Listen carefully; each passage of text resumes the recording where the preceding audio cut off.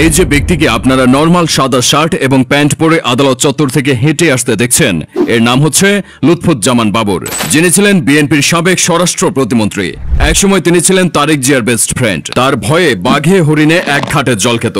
একটা সময় তিনি তার চুলে জেল দিয়ে মাথার চুল খাড়া করে রাখার স্টাইলটা বাংলাদেশের জনপ্রিয় করেছিলেন। উদ্ভট ইংলিশ কথা বলার জন্য বেশ আলোচিত হয়েছিলেন তিনি। তার মধ্যে অন্যতম হচ্ছে এটি। এই ভিডিওটি আপনারা ফেসবুকে অনেক দেখেছেন, এটা অনেক ভাইরাল হয়েছিল।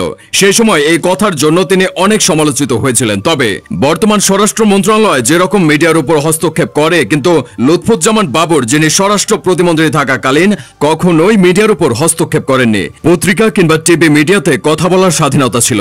2018 সালে তার যেদিন ফাঁসির রায় দিয়েছিলেন আদালত, সেই দিনই ছিল লুৎফুজ্জামান বাবরের জন্মদিন। লুৎফুজ্জামান বাবর জন্মগ্রহণ করেন 1958 সালের 10ই অক্টোবর নেত্রকোনা জেলার মদন উপজেলায়। তার শৈশব কাটে ঢাকার মগবাজার এলাকায়। তার পিতা একে লুৎফুর রহমান, তিনি ছিলেন মূলত একজন সাবেক পুলিশ কর্মকর্তা।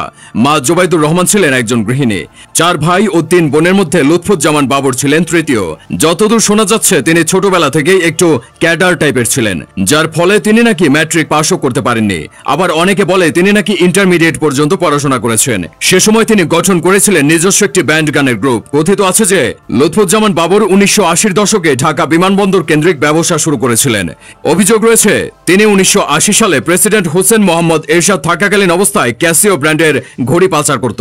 এরকম অভিযোগ শোনা গেলেও তার ঘনিষ্ঠদের দাবি তিনি কখনোই বিমানবন্দর কেন্দ্রিক ব্যবসায় জড়িত ছিলেন না।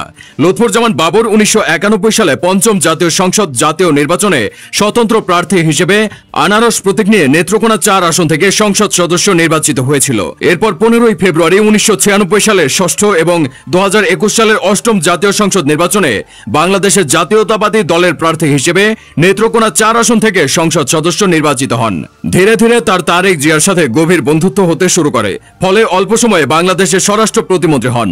ধীরে ধীরে খালেদা জিয়ার ভরসার প্রতীক হয়ে ওঠেন তিনি। টেকনাফ থেকে তেতুলিয়া পর্যন্ত তার জনপ্রিয়তা ছিল তুঙ্গে।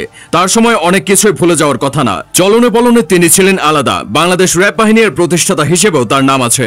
লুৎফুজ্জামান বাবরের বিরুদ্ধে সবচেয়ে বড় অভিযোগ হচ্ছে ভারতের 7 সিস্টার নামে পরিচিত 7টি রাজ্যের বিদ্রোহী দল গঠন করে ভারতকে অস্থিতিশীল করার প্রচেষ্টা।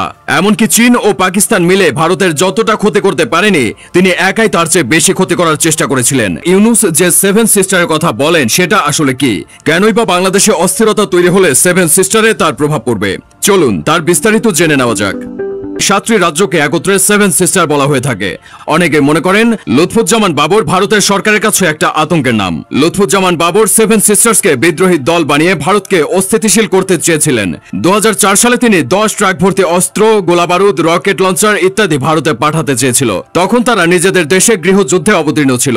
অরুণাচল প্রদেশ, আসাম, ত্রিপুরা, নাগাল্যান্ড, মণিপুর, মিজোরাম ও মেঘালয়কে মূল ভারত থেকে আলাদা করতে চেয়েছিল তিনি। আর সেখানে আন্দোলনকারীদের 10 ট্রাক অস্ত্র সরবরাহ করতে চেয়েছিলেন এই বাবর, কিন্তু শেষ পর্যন্ত তা করতে পারেননি। সে সময় যদি এই অস্ত্রগুলো ভারতে প্রবেশ করত, তাহলে ভারতের পরিস্থিতি কেমন হতো তা ভাবতেই গা শিউরে ওঠে। তিনি ছিলেন এমন একজন ব্যক্তিত্ব যিনি ভারতকে হুমকি দিয়েছিলেন। তখন বাংলাদেশের কেউই এই সাহস দেখায়নি। এমনকি এখন পর্যন্ত বাংলাদেশের এমন সাহস কারোরই হয়নি। 10 ট্রাক অস্ত্র মামলাটি হয়তো অনেকেই ভুলে গেছেন, কিন্তু সেই সময়ে উদ্ধারকৃত অস্ত্রের আনুমানিক মূল্য ছিল প্রায় 27,000 কোটি টাকা।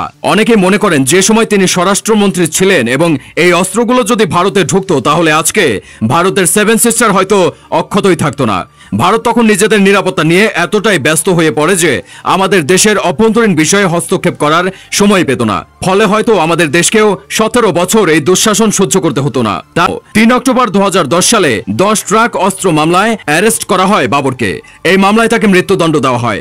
প্রিয় দর্শক, এটাই ছিল মূলত লুৎফুজ্জামান বাবরের জীবনের মূল কাহিনী। দেশপ্রেম শুধু 26শে মার্চ বা 16ই ডিসেম্বর মনে রাখা নয়, বরং প্রতিদিন নিজের কাজে দেশের জন্য কিছু করে যাওয়া।